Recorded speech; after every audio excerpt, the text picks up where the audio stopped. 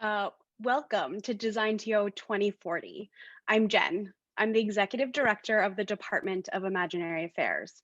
I can't believe it's been 20 years since I first took that role. It's so nice to have you all joining us today.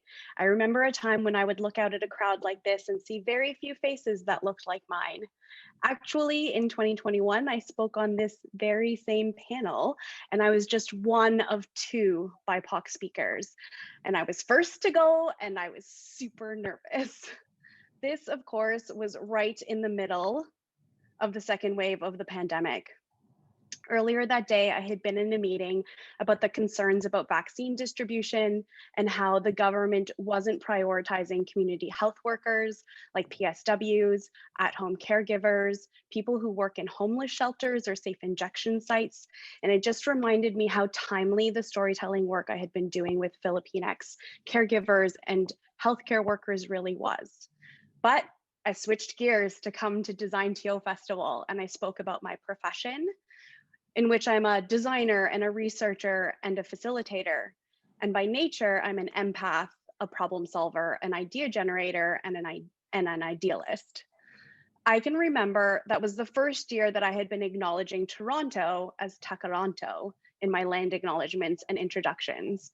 It wasn't until 5 years later, in 2026, during Kristen Wong-Tam's second term as mayor of Toronto, that she worked with local Indigenous elders to change the name. At that time, Kristen was the first queer woman of color to become the mayor of Takaranto, and I'm forever grateful to her for the way she demanded changes, was relentless for calling out racist and sexist behavior, and how she shared her leadership style by being open about the challenges she was facing. And when Canada finally changed the lyrics of O Canada from our home and native land to our home on native land, I thought we were starting to make strides towards reconciliation. However, the years of intergenerational trauma that have been caused are not so easily forgotten. It was less than 50 years ago that the province even closed the last residential school. And then the pandemic really demonstrated how the existing inequities had been exacerbated. The lack of clean water in many communities, the discrimination faced when trying to access care in hospitals and medical centers, and just the lack of PPE being properly distributed to remote communities. It's no wonder relationships with Indigenous communities are still strained. 2021 was the year where it would have been easier to give up and let the exhaustion of the pandemic just take over.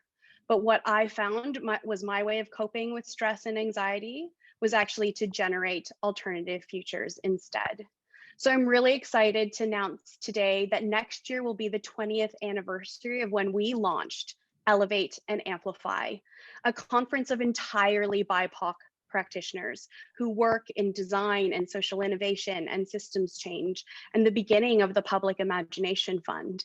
I know today that that might seem a little bit unnecessary because now there are so many BIPOC practitioners and leaders working at every level of decision making about social programs, services, and policies. But you'd be surprised how much I was craving a way to learn from other BIPOC practitioners at the time, and how disappointing it was to go to conference after conference and see majority white practitioners getting the spotlight. Looking back, that simple virtual afternoon conference we planned was just a small way to demonstrate how much there is to really grow the community of practice that I'm able to tap into today. Not to mention, during that first year, we raised $20,000 to launch the Public Imagination Fund. So you can imagine, so that we could really imagine the new ways of funding BIPOC grassroots groups, leaders, and initiatives. Today, I'm proud to say that we've worked with over 200 BIPOC grassroots groups and leaders, and have been able to advocate for changing the way funding happens in the sector by sharing more of what BIPOC groups want and need to be able to navigate the funding systems. And ultimately, that conference was the catalyst for the School of Equitable Futures. The School of Equitable Futures allowed us to elevate the work we'd already been doing, collecting and amplifying stories from first generation Canadians youth, and to learn really about the ins and outs of public policy. 2020 and 2021 had really shown us that if we want to see change in the world, we're going to have to start making artifacts of the future to show what's possible. Our team continued to operate as designers, researchers, facilitators, and to do what we do best, which is to host conversations with lots of stakeholders, to point out tensions in the work, and to co-design alternative solutions with stakeholders. We weren't aiming to tear down the existing systems and replace them with shiny new programs and services. That just wasn't realistic. What we needed to do was to work with people and to learn how we could slowly shift cultures towards more innovation and experimentation. And this work has been the most energizing of my career. Obviously, there have been tons of ups and downs, but at the end of the day, I feel like I had two choices in 2021: to either stick with the status quo and make my life easier, or to choose to challenge the broken systems I was seeing by designing alternative futures. I'm so glad I picked the latter. Looking back, the first step for me was to do less talking and more showing. And then the second step was getting folks to join me in imagining equitable futures. Thank you.